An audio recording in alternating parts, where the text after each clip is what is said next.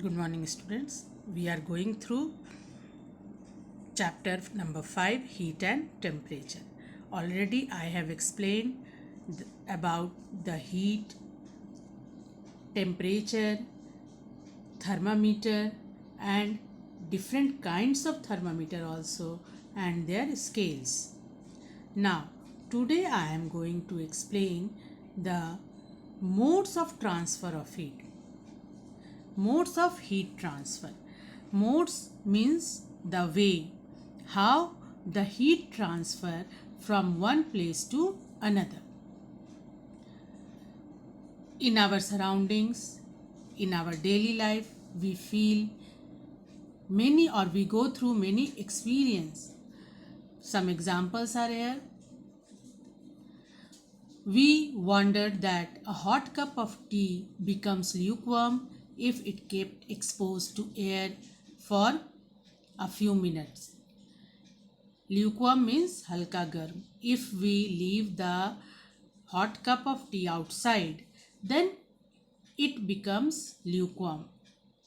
Or we feel surprised that a ladle or a spoon placed in a pan on the gas burner, the other side of this ladle or spoon, it becomes too hot to hold. Then sometimes we feel warm when we sit near the fire, though we do not touch it. These are the examples from our surroundings. So why these things occurs? Similar to the flow of water. Flow of water from higher level to lower level. The heat also flows from body at higher temperature to the body at lower temperature. That means the body or the object which is more hotter than the other, then the heat flows from the first one to the second. See here in our surrounding, the temperature is 24 degrees Celsius and the cup of tea, its temperature is 98 degrees Celsius. So from this cup, the heat transfer to the surroundings from hotter to the colder one.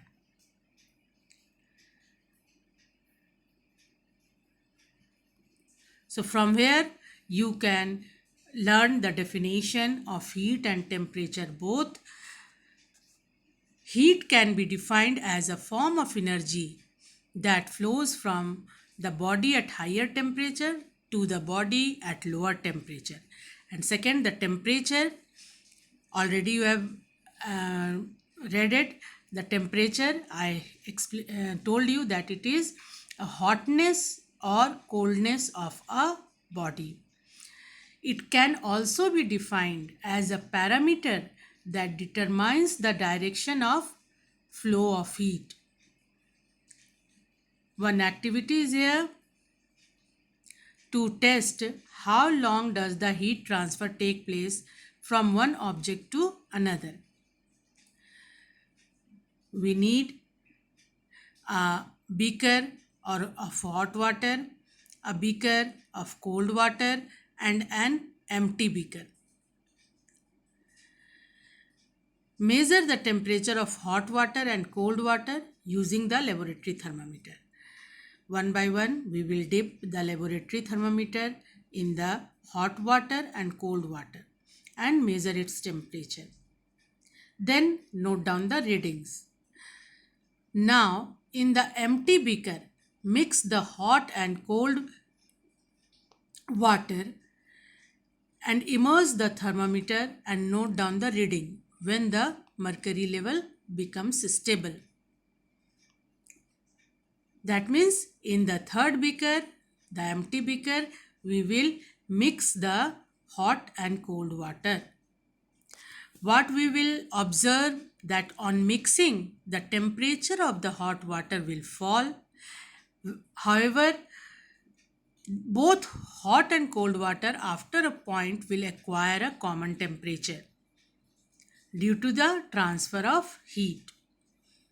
So, the transfer of heat from hot object to cold object stops when the objects attain the same temperature.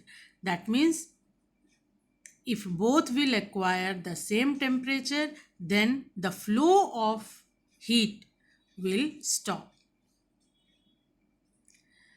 This mode of transfer, it is of three types. Three modes of transfer of heat are there: conduction, convection, and radiation. First is conduction. Conduction is the transfer of heat from the solid from one place to another.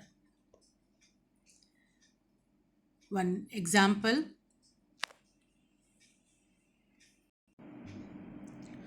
when we immerse the ladle or spoon in a pan which is on the burner, what we will see that the other end of the ladle or spoon, it gets heated. It is due to the transfer of heat from the pan to the spoon or ladle, and this is done by the process of conduction. In this process, there is no actual movement of the particles or materials as a whole, and the heat is transferred by the vibration of the particles because it is done in the solid. So, in solid, you know the structure of the solid. In solid, the molecules are very near to each other. They are tightly packed. So, the heat is transferred from one molecule to other. It only transfer their heat energy. No particles move there or no movement in the particles is there. So how the heat transfer by the conduction? By the transferring the heat energy from one molecule to another. There is no actual movement of molecules. And this continue till the both objects acquire the same temperature.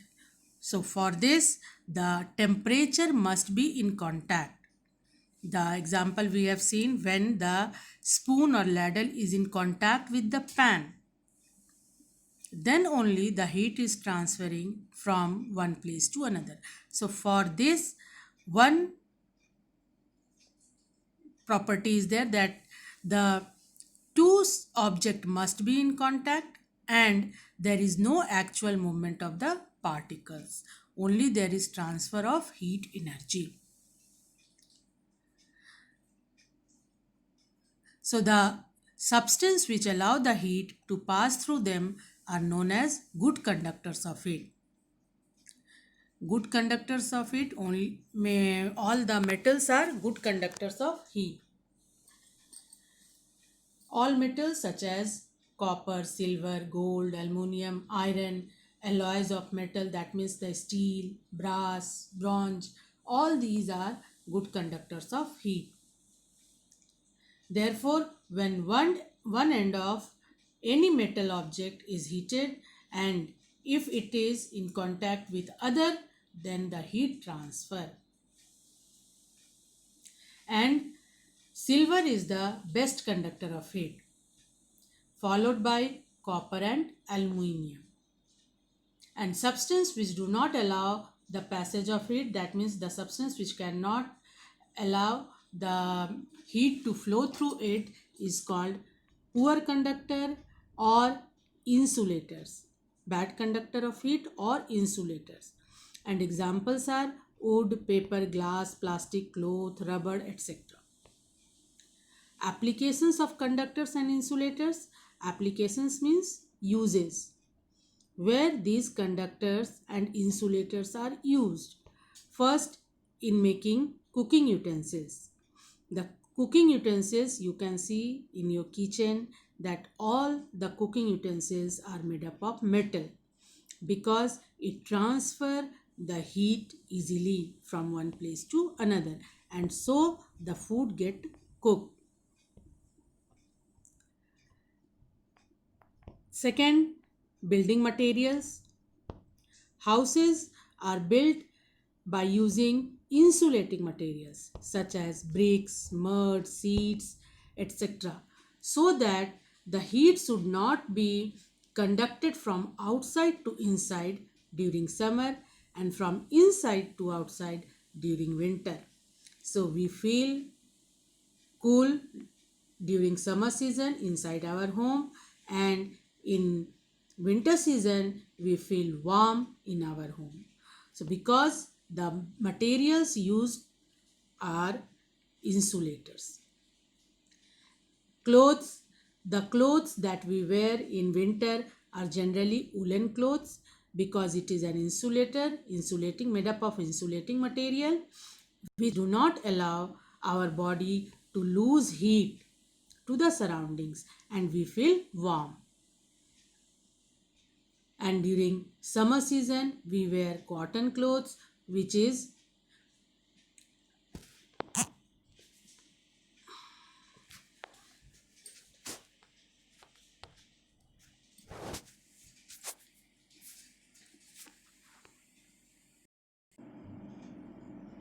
makes us comfortable.